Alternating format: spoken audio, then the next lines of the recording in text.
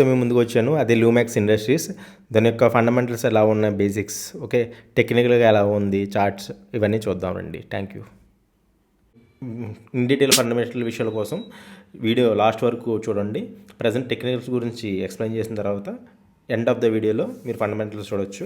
Okay, so ఇక్కడ Lumax Industries round bottom formation ఇచ్చింది.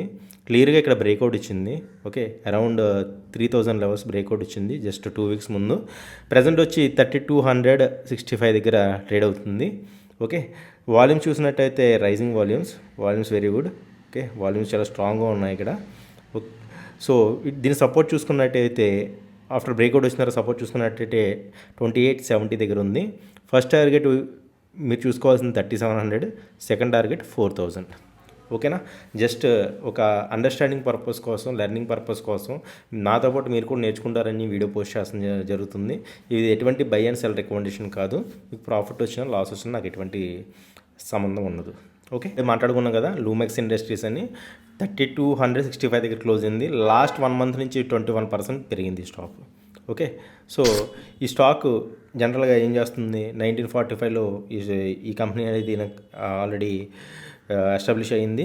Okay, 1984లో Stanley electric కంపెనీతో కొలాబరేట్ అయ్యి 30% స్టేక్ వాళ్ళకి ఇచ్చింది. అండ్ 29 మ్యానుఫ్యాక్చరింగ్ ఫెసిలిటీస్ ఉన్నాయంటండి ఈ కంపెనీకి. 29 మ్యానుఫ్యాక్చరింగ్ ఫెసిలిటీస్ ఉన్నాయి. వేరే ప్యాటర్న్ చూస్తే ప్రమోటర్స్ వాటర్ చూడండి, 75% యూజ్ ఉంది. సో ప్రమోటర్ 1% కూడా సెల్ చేయలేదు. వాళ్ళు ఈ కంపెనీ మీద అంత స్ట్రాంగ్గా నమ్మకంతో ఉన్నారు. FIs almost 1%. డిఏఎస్ చూడండి 1%, 3%, 5%, 5.6%. డిఏఎస్ గ్రాడ్యువల్గా ఇంక్రీజ్ చేసుకుంటూ వెళ్ళారు ఇందులో పర్సంటేజ్ని. పబ్లిక్ ఫ్లోటింగ్ చాలా తక్కువ ఉంది, 18%.